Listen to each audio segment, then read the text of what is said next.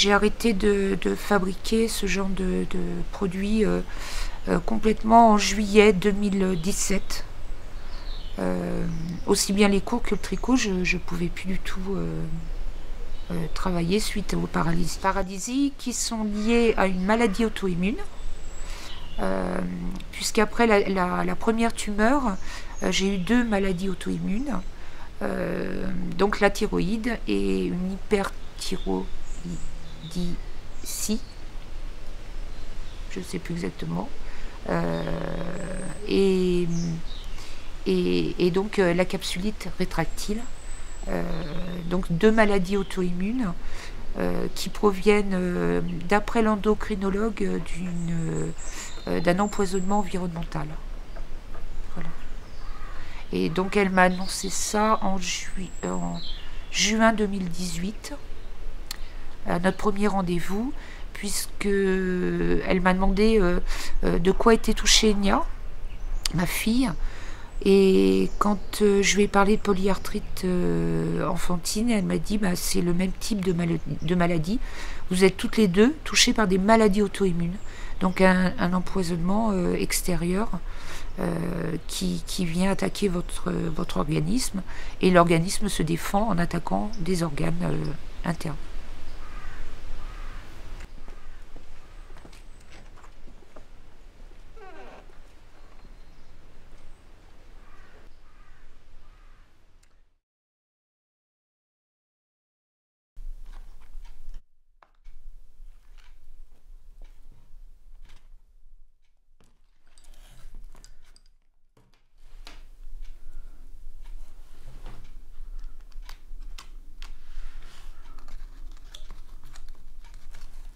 Une maladie auto-immune, avec toute la contamination qui se produit dans la cour, j'espère que tous les efforts qui ont été faits au niveau de la rééducation vont pas s'annuler par un autre empoisonnement et mon corps qui rattaquerait de nouveau mes épaules au niveau des organes, quoi. Donc de temps en temps on en parle avec la kiné.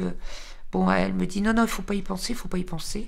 Donc j'espère récupérer mes épaules et pouvoir de nouveau travailler, faire des créations et faire ce que j'aime, quoi. Voilà.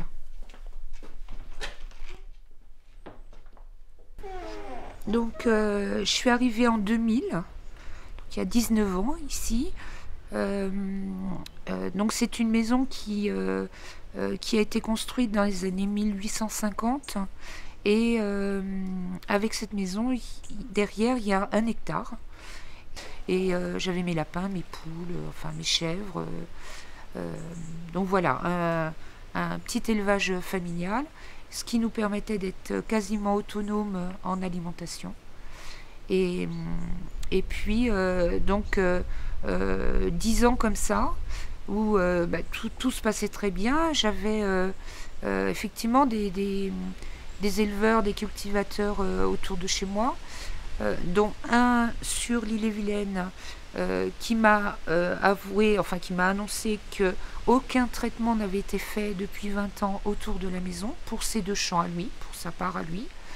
Et puis ce fameux terrain au-dessus et à l'arrière de la maison, c'est 13 hectares de prairies qui étaient des prairies naturelles à l'époque, en 2000. Et l'éleveur, c'est un éleveur de chevaux, mettait des chevaux à l'époque sur ces prairies naturelles, donc aucun traitement. Et il a loué à un éleveur de cochons industriels qui habite à 10 km d'ici, donc qui n'est pas sur place. Quand ils sont arrivés dans les années 2010, tout au début, il est venu se présenter en me disant qu'il comprenait qu'il y ait du changement pour nous autour, puisqu'ils ont abattu les haies, ils ont labouré, donc le paysage changeait quand même littéralement, mais qu'il viendrait que de temps en temps. Il venait juste pour épandre du lisier, semer son maïs et le récolter, et que le reste de l'année, il n'y aurait personne pour venir nous embêter autour. Bon. Et donc j'étais persuadée que c'était uniquement ce lisier qui était retourné tout de suite pour que l'odeur ne reste pas trop longtemps. Et donc il y avait ce désagrément-là, mais uniquement une question d'odeur. Après, la campagne, on traverse des fermes en voiture pour venir sur le chemin. Donc, enfin voilà, il y a de la bouse de vache, c'est la nature, c'est comme ça. Donc, pas de problème.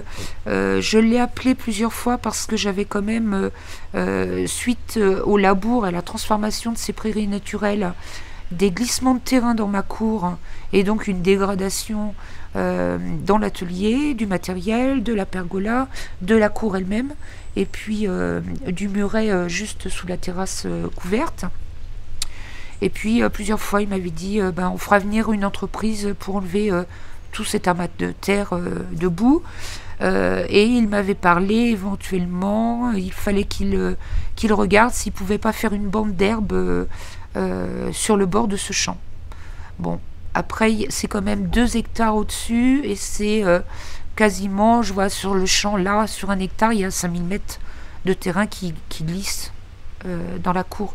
Donc c'est au printemps, c'est affolant quoi. Je sais pas comment une bande de terre peut contenir ça. Bon. Et puis on était resté là-dessus quand même la première année où ils sont arrivés, j'avais 3 chèvres, 2 chèvres alpines et une naine. Et elles sont mortes toutes les 3. J'ai demandé à un éleveur de chèvres à l'Archamp, il m'a dit bah, gonfler avec une bave blanche, ça c'est un empoisonnement. On est resté là-dessus, c'est un empoisonnement. Qui pouvait empoisonner mes chèvres quoi, au bout de 11 ans on ne voyait pas. Et puis en 2013, Igna s'est plainte de douleurs de plus en plus fortes. Et 2014, elle avait gonflé, doublé de volume, elle était toute bleue. Et à l'école, du coup, ils me disent mais c'est pas possible, elle est en train de devenir toute bleue de partout. On l'emmène voir un médecin, différents hôpitaux, c'était trop grave. On nous emmène sur Rennes Sud en pédiatrie. Et puis on avait commencé à parler de polyarthrite enfantine. Donc il a fallu essayer de trouver des traitements adaptés pour elle. Elle a fait 20 œdèmes de Quick en 6 mois. Et donc on a fini dans un service en allergologie à Necker. Et puis ensuite suivi à Pontchaillou, au service cardio. Et là, on nous annonçait alors c'est une idiosacrinsie dans le sang et donc un rejet de ces médicaments. Donc pas de cortisone, pas d'anti-inflammatoire, pas d'antidouleur pour elle. Donc elle vit avec ces douleurs depuis 2014. Enfin, douleurs plus légères en 2013, mais vraiment les grosses douleurs en 2014.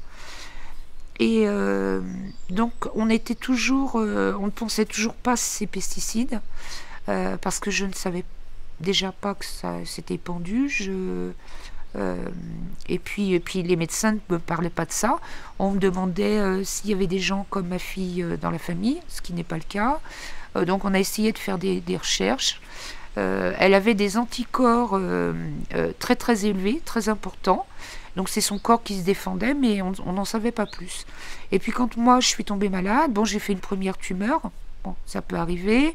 3 mois après ma tumeur, j'ai 2 maladies auto-immunes qui arrivent, et c'est vraiment l'endocrinologue qui me dit mais il y a un souci chez vous, vous êtes touchées toutes les deux par des maladies auto-immunes. Et quand j'ai parlé avec elle, elle me dit il n'y a rien de spécial qui a changé depuis ces dernières années. Et je lui dis ben non, enfin juste l'arrivée d'un agriculteur et mes bêtes qui sont mortes. Donc je lui explique. Elle me dit à ce moment-là, c'est un empoisonnement environnemental qui vous touche.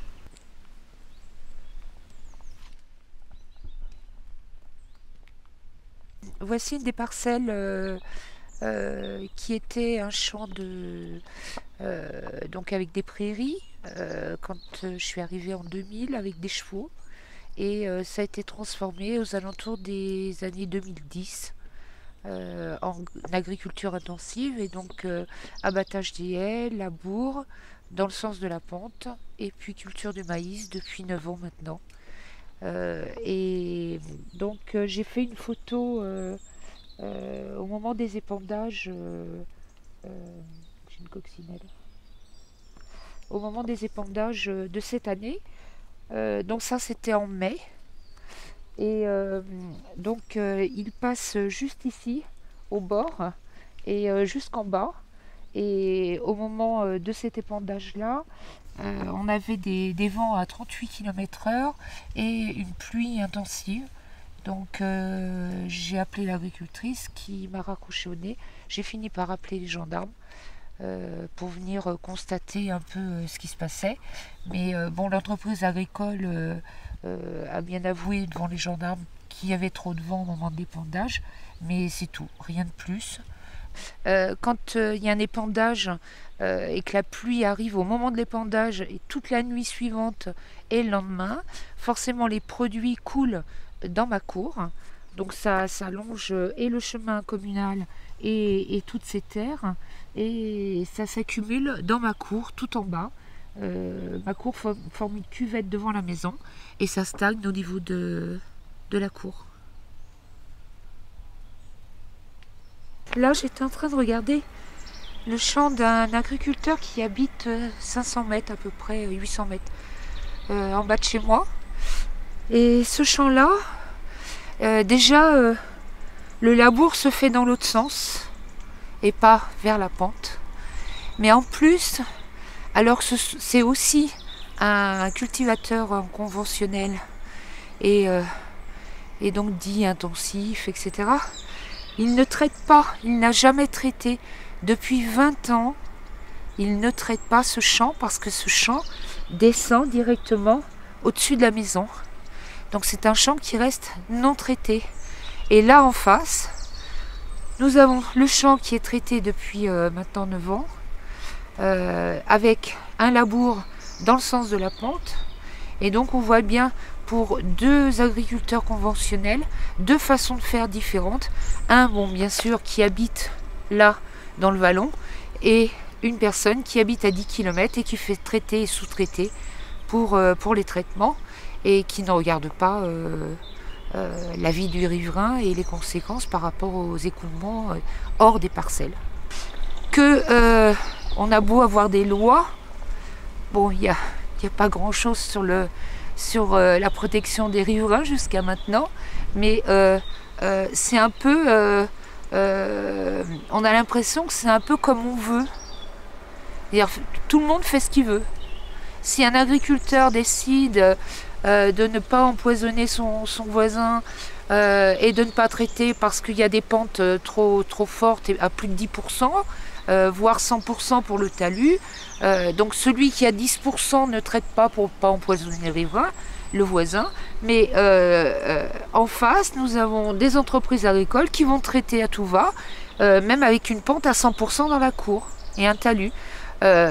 Chacun fait ce qu'il veut et pourtant ils sont tous les deux en conventionnel. Donc il y en a un qui fait attention à la vie autour et l'autre pas. Mais on n'a pas de réglementation. Enfin, il faut que le gouvernement, l'État, fasse une réglementation pour ça. C'est pas, enfin, je connais aucun métier où on dit, si vous avez envie d'empoisonner, vous pouvez. Et puis l'autre, s'il n'a pas envie, il fait pas.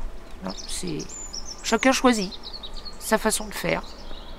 Voilà. Donc, ça serait bien une réglementation avec la préservation des riverains et de tout, de la faune, de la flore, enfin, voilà, le respect des autres. L'air est commun et on ne peut pas, enfin, n'importe qui pourrait, moi je me souviens d'Enya qui avait 11 ans, ma fille avait 11 ans, elle avait le droit de respirer un air plus sain que ce qu'elle a respiré depuis 9 ans, quoi. Enfin 6 ans maintenant. Mais bon, c'est pas juste qu'on puisse autoriser ça. Voilà.